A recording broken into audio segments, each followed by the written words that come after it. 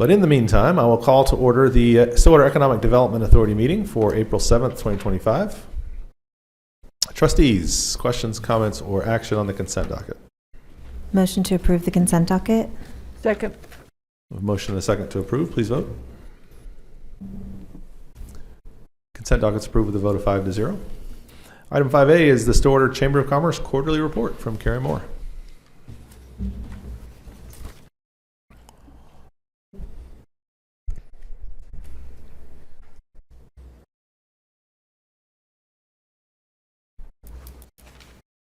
Where's my full screen? Okay.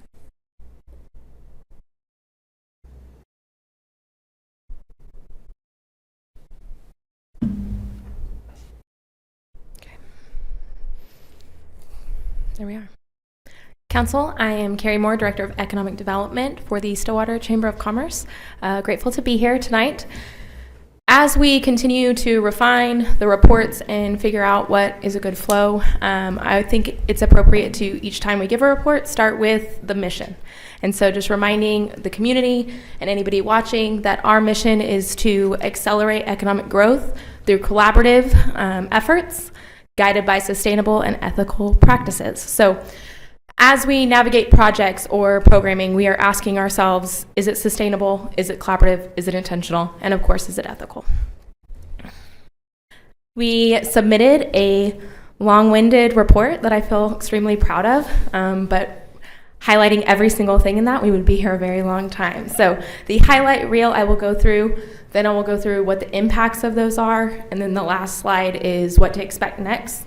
And then I figure I'll open for questions if we're all good with that. So the highlights. We have announced and closed Project Rohan as a win. We closed on the land, the sale of the land, and the CLO transfer, and Google announced their acquisition for the data center park, which was exciting. That took an immense amount of time, energy, and effort from the city, from the chamber, from our friends at the CLO office, and so many more. So we are extremely proud of that project.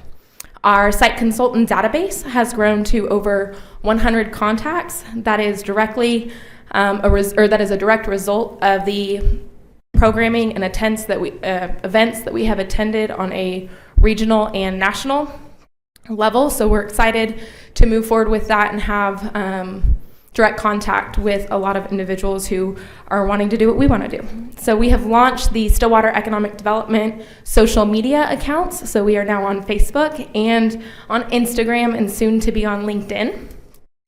And then in 3 quarters, if you were to go through that report and look at the metrics, we have exceeded, we have met and if not exceeded almost every section of the contract. There are a couple that we have not yet met, and so we are currently evaluating why that is in the last quarter of our contract, and then developing a plan to move forward.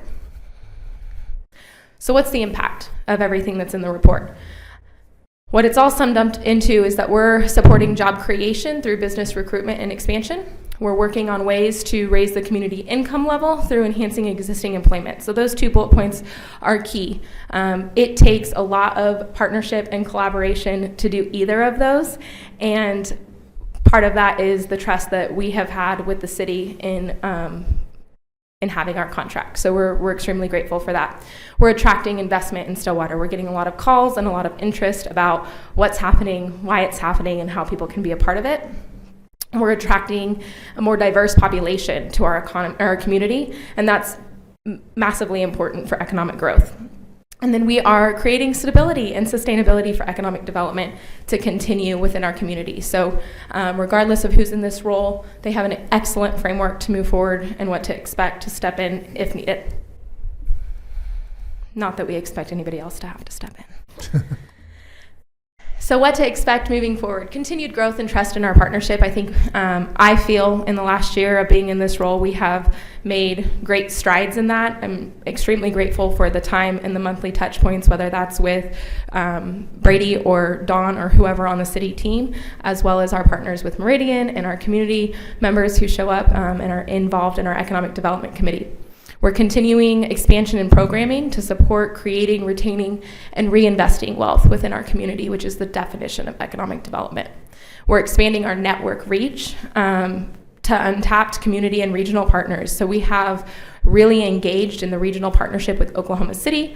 We're growing our partnership with Tulsa, and then we're looking at our surrounding communities that we impact and that we are a hub for as well. And then transparency, not just honesty. So I'm a firm believer that honesty is just answering questions truthfully when asked, but transparency is providing information that people don't know how to ask about. And so our goal is that as we navigate and continue to build trust, we'll have transparency where allowed, right? There's legality in that with NDAs, but hopefully we're building enough trust that the community understands if we can't share something, it's because we can't, but it's always in the best interest of our community. Any questions? I'm done. Trustees?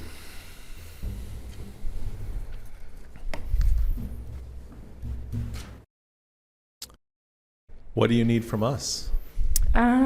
Continued trust and partnership in those conversations, and feedback is always helpful. And then just really sitting down in the future and identifying what success is going to look like as we transition into the next stage of history for our community.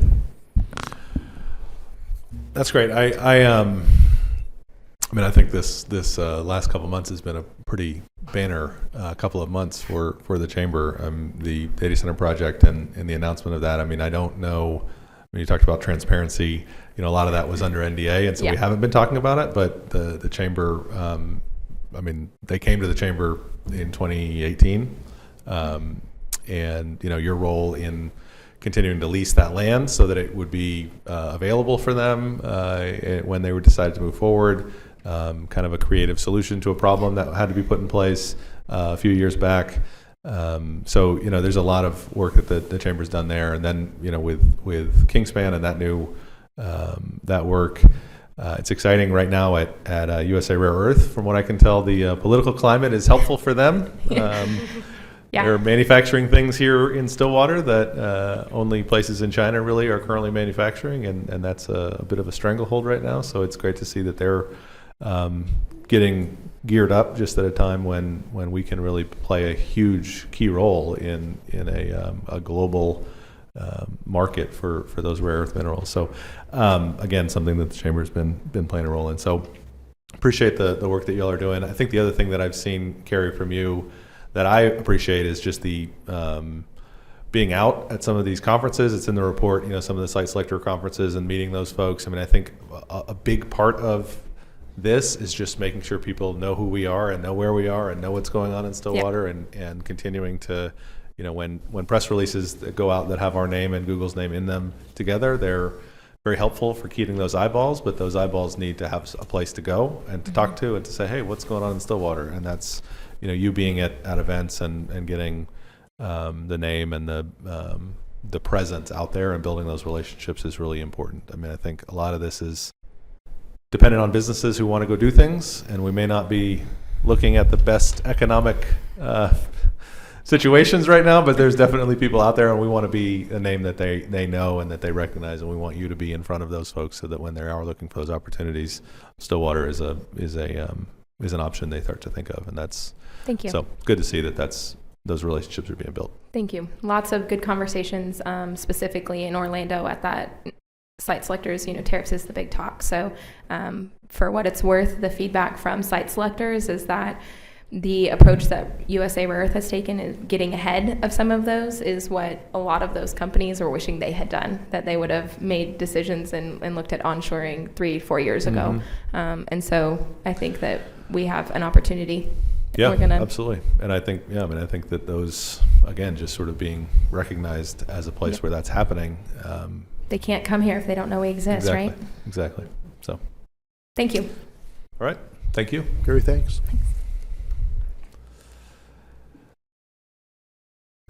Any reports from the officers of the ward? Is there a motion to adjourn CETA? So moved. Second. A motion and a second to adjourn CETA. Please vote.